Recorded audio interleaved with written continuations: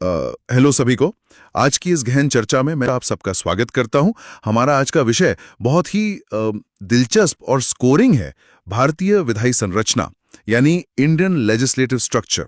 और मैं आपको बता दूं कि आज हमारे पास इस टॉपिक पर 12 बहुत ही इंपॉर्टेंट स्लाइड्स का एक पूरा स्टैक है। ये किसी भी एस्पिरेंट के लिए एक गोल्ड माइन है जो यूपीएससी या स्टेट पीसीएस की तैयारी कर रहा है। आज का हमारा एजेंडा इन स्लाइड्स को बस पढ़ना नहीं है, बल्कि इनमें छुपे उन फैक्ट्स को गहराई से डिकोड करना है। लेकिन इस गहन चर्चा का एक सख्त नियम मैं पहले ही क्लियर कर रही हूं। हम सिर्फ और सिर्फ उन्हीं तथ्यों पर बात करेंगे जो इन स्लाइड्स में है। बाहर से मैं कोई जानकारी नहीं जोड़ूंगी। ये बहुत अच्छी अप्रोच है। और हाँ, हम किसी भी राजनीतिक विचारधारा का पक्ष नहीं लेंगे। हमारा फोकस स्ट्रिक्टली एग्जाम के पॉइंट ऑफ व्यू से इस डेटा को समझने पर होगा। एकदम अनबायस्ड और क्लियर। तो चलिए बिना देरी किए शुरू करते हैं। अब पहली स्लाइड देखते हैं। हाँ, इस स्लाइड में मुझे एक मैप दिख रहा है भारत का, और उसके ऊपर कुछ है। हाँ, वहाँ भारत के नक्शे के ऊपर नए संसद भवन का 3D मॉडल दिखाया गया है। नया पार्लियामेंट बिल्डिंग है। और टेक्स्ट में क्या दिया है इसका? टेक्स्ट में लिखा है कि अनुच्छेद 79 यानी आर्टिकल 79 के तहत संसद का गठन होता है और इसके 3 अंग बताए गए हैं। 3 अंक? हाँ, पहला अंग है राष्ट्रपति, जिसे ब्रैकेट में संसद का अभिन्न अंग लिखा गया है। दूसरा है लोकसभा, जिसे लोगों का सदन कहा गया है। राइट। और तीसरा अंग है राज्यसभा, यानी राज्यों की परिषद। और ध्यान देना, स्लाइड में लिखा है कि ये वेस्टमिंस्टर मॉडल पर आधारित है, जो ब्रिटेन के संविधान से लिया गया है। इसमें एक सवाल था मेरा, इसमें संसद का मुख्य कार्य क्या बताया गया है? स्लाइड में स्पष्ट लिखा है कि मुख्य कार्य देश के लिए कानून बनाना है। बस यही इनका मेन रोल है। सर, ये अनुच्छेद 79 और वेस्टमिनिस्टर मॉडल वाला पॉइंट ना एग्जाम के लिए मुझे बहुत इंपॉर्टेंट लग रहा है। बिल्कुल सही। सीधे अनुच्छेद और स्रोत से अक्सर सवाल पूछे जाते हैं। तो बेसिकली संसद इन 3 अंगों से मिलकर कानून बनाती है। अब अगली स्लाइड देखते हैं। इस स्लाइड का विजुअल तो बड़ा स्ट्राइकिंग है। इसमें लाल रंग की एक कुर्सी है। बिल्कुल, और उसके सामने एक लाल कालीन यानी रेड कार्पेट को भारत के नक्शे पर दिखाया गया है। लाल रंग अथॉरिटी जैसा लग रहा है। तो ये राज्यसभा के बारे में है? हाँ, अनुच्छेद 80 यानी आर्टिकल 80 इसकी संरचना तय करता है।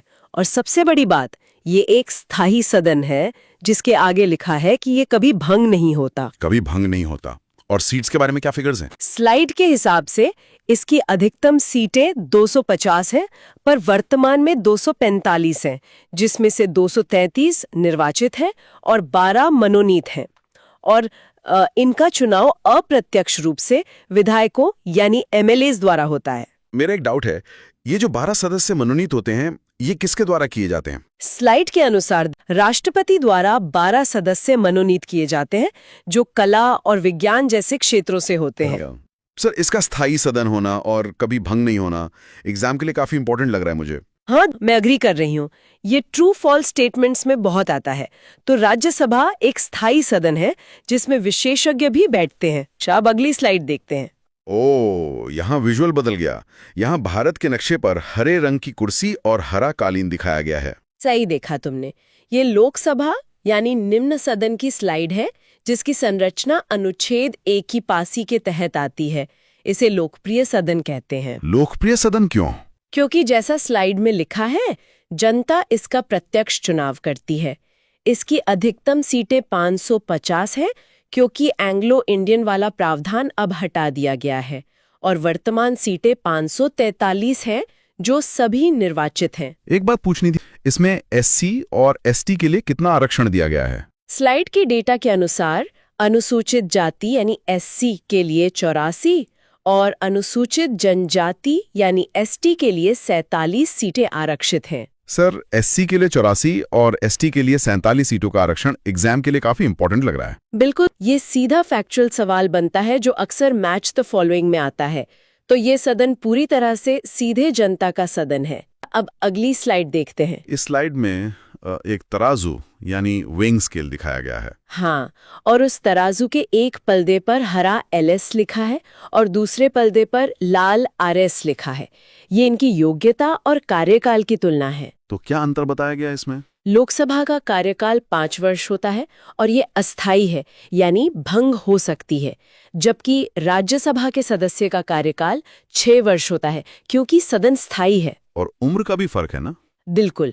चुनाव लड़ने की न्यूनतम आयु लोकसभा के लिए 25 वर्ष और राज्यसभा के लिए 30 वर्ष है, जिसे वरिष्ठ सदन भी कहा गया है।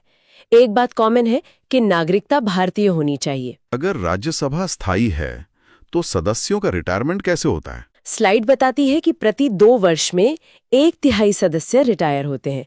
ये साइकिल चलती रहती है। न्यूनतम आयु यानी 25 और 30 वर्ष वाला पॉइंट एग्जाम के लिए बहुत इंपॉर्टेंट लग रहा है। मैं पूरी तरह सहमत हूँ। ये आयु और कार्यकाल का अंतर ही दोनों सदनों का मूल कैरेक्टर तय करता है। एकदम क्लियर है। चलो अगली स्लाइड देखते हैं। अरे वाह, यहाँ तो बड़े और चमकते हुए हरे नियॉन अक्षरों में सारा ला लिखा हुआ है। हाँ, ये एक ट्रिक है। सा मतलब संसद, अनुच्छेद 79, रा मतलब राज्यसभा, अनुच्छेद 80 और ला मतलब लोकसभा, अनुच्छेद 81। ये ट्रिक तो बड़ा कैची है। और इसके नीचे इनका क्रम भी लिखा है, 79 से 80 से 81। सर, क्या ये तीनों अनुच्छेद हमेशा इसी लगातार क्रम में याद रखने? हाँ दीक्षा, स्लाइड में स्पष्ट रूप से क्रम 79, 80, 81 लिखा है और आगे ब्रैकेट में लगातार अनुच्छेद भी मेंशन किया गया है। सर, ये ट्रिक तो मैचिंग वाले सवालों के लिए बहुत इंपॉर्टेंट लग रही है। बिल्कुल। ये सरल ट्रिक सच में एग्जाम हॉल के प्रेशर में तुम्हारा बहुत टाइम बचाएगी। हाँ, टाइम तो बचाएगी। चलो अब अगली स्लाइड देखते हैं। यहाँ विजुअल में एक लकड़ी का हथौड़ा रखा हुआ है, गेविल जिसे बोलते हैं। सही पकड़ा।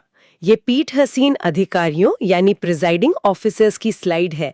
इसमें बताया गया है कि राज्यसभा के सभापति उपराष्ट्रपति होते हैं, जो कि पदेन होते हैं। पदेन यानी एक्स ऑफिशो।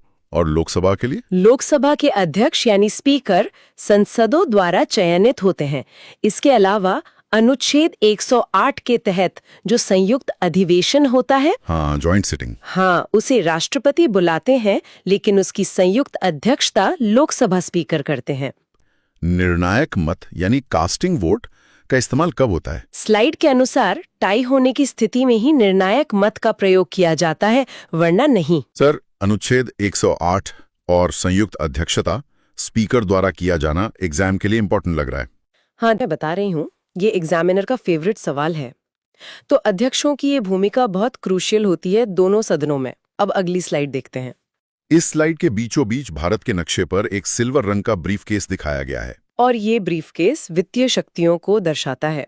स्लाइड बताती है कि धन विधेयक यानी मनी बिल अनुच्छेद 110 में आता है। मनी बिल, इस पे किसका कंट्रोल होता है? इस पर निर्णय का अधिकार लोकसभा स्पीकर का होता है। धन विधेयक पर लोकसभा का एकाधिकार बताया गया है स्लाइड में। और वार्षिक वित्तीय विवरण यानी बजट अनुच्छेद 112 में है। सर, धन विधेयक के मामले में राज्यसभा की सीमा क्या है? स्लाइड में साफ लिखा है कि राज्यसभा धन विधेयक को अधिकतम 14 दिन तक ही रोक सकती है, उसके बाद वो पास माना जाता है।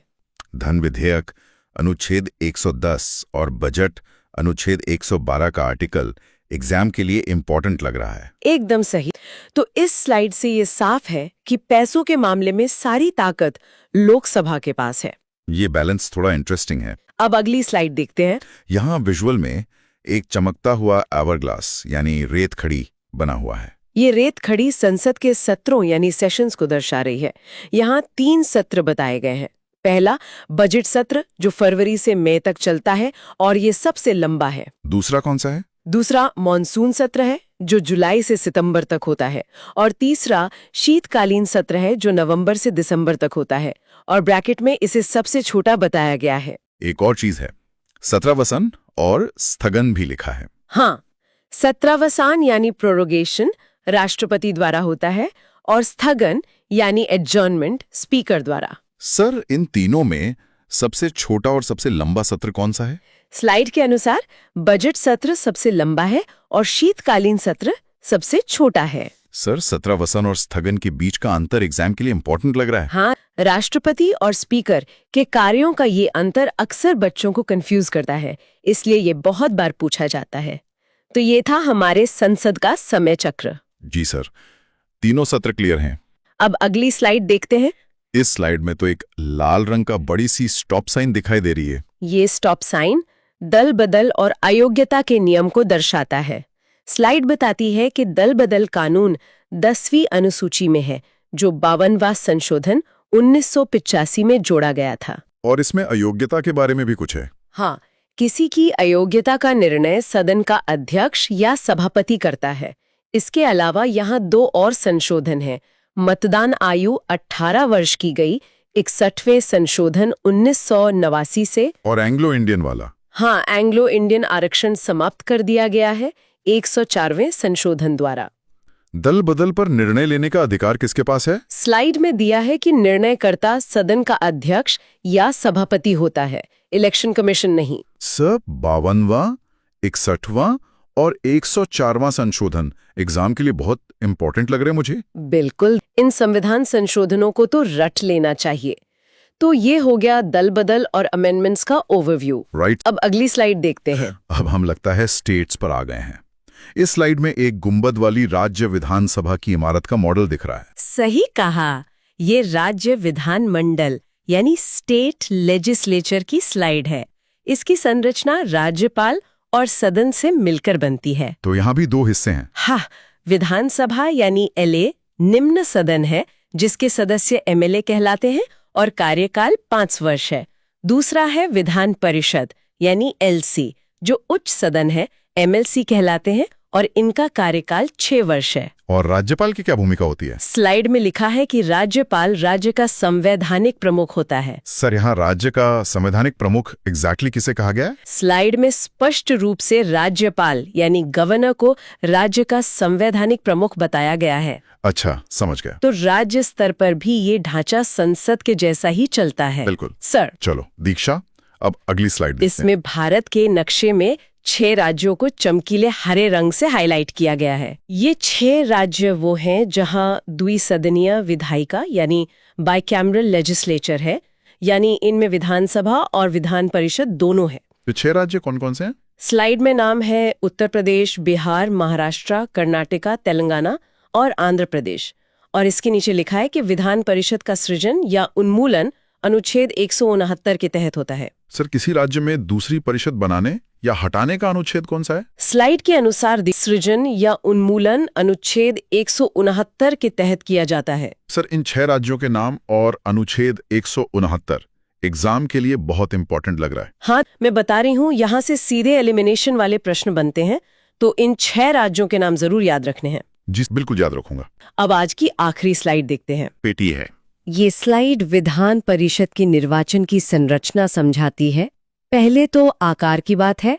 इसकी अधिकतम संख्या विधानसभा की 1/3 होती है और न्यूनतम 40 सीटें होती हैं। और इनका चुनाव कैसे होता है? डेटा बहुत ज्यादा लग रहा है। हाँ, सदस्यों का चुनाव बनता हुआ है। 1/6 राज्यपाल द्वारा मनोनीत होते हैं, 1/3 विधायकों यानी एमएलए द्वारा, 1/3 स्थानीय निकायों द्वारा और 1/12 स्नातक प्लस 1/12 शिक्षक द्वारा। इसमें न्यूनतम सीटों की संख्या क्या तय की गई है? स्लाइड में न्यूनतम सीटें 40 बताई गई हैं। ये 1/6 राज्यपाल वाला और 1/12 वाला डेटा एग्जाम के लिए इंपॉर्टेंट लग रहा है। एकदम सही। ये गणित अक्सर स्टूडेंट्स को कंफ्यूज करता है, इसलिए इस डेटा को बहुत ध्यान से याद रखना है। तो ये था विधान परिषद का पूरा चुनावी गणित। ये पूर्ण सेशन सच में एक डीप ड्राइव था सर। हमने केंद्र से लेकर राज्य तक पूरी लेजिस्लेटिव मशीनरी को डीकोड कर लिया। बिल्कुल दीक्षा। और इन स्लाइड से पता चलता है कि कैसे हमारे संविधान निर्माताओं ने केंद्र और राज्य में शक्तियों का संतुलन बहुत ही बारीकी और डिटेल में किया है। सही कहा सर। लेकिन इस पूरी चर्चा को खत्म करने से पहले मैं अपने एक ऑब्जर्वेशन पर थॉट शेयर करना चाहता हूँ।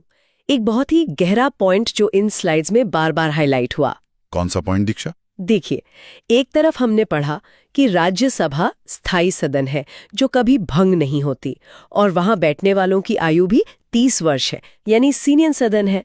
लेकिन दूसरी तरफ धन विधेयक यानी मनी बिल के मामले में उसे सिर्फ 14 दिन की सीमित शक्ति दी गई है। ये कॉन्ट्रडिक्शन स्लाइड में बहुत साफ दिखा था। वही तो मैं सभी सुनने वाले विद्यार्थियों के लिए ये विचारणीय प्रश्न छोड़ रहा हूं कि संविधान निर्माताओं ने ऐसा क्यों किया होगा कि एक स्थायी सदन को पैसों के मामले में अस्थायी लोकसभा से कम शक्ति दी। इस सवाल पर आप सब खुद से विचार करें और अपने आंसर्स ढूंढें। ये सच में डीप पॉइंट है दीक्षा। इस डायरेक्शन में सोचना एग्जाम के मेंस के लिए बहुत काम आएगा। तो इस डीप डाइव में बस इतना ही। इस गोल्ड माइन को रिवाइज करते रहिए और अपनी पढ़ाई जारी रखिए। Till next time.